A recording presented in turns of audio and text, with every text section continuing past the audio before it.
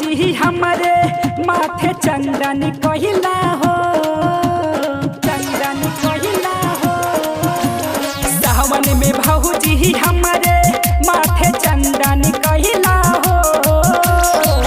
भोला बाबा के अभिनंदन कैला हो भौजी हो।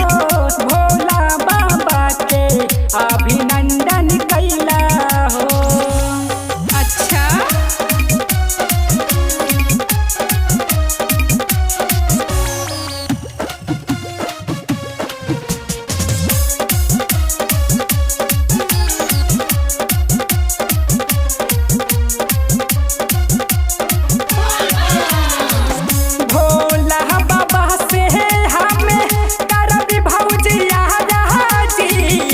अब की हमारी भौजी चाली हो महाराजी, चाली हो महाराजी। भोला बाबा से हमें करबी भौजी राजी। अब की हमारी भौजी चाली हो महाराजी।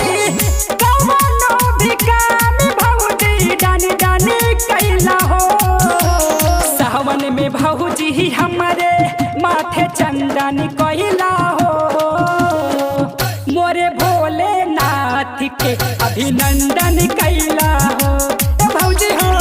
भोला बाबा के अभिनंदन कैला हो। अच्छा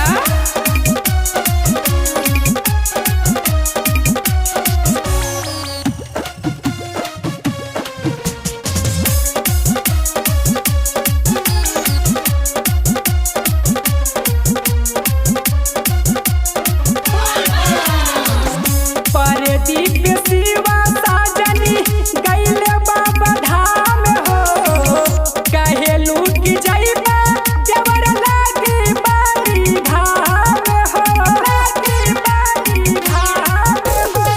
सुनील नित्य से गैले बाबा धाम हो।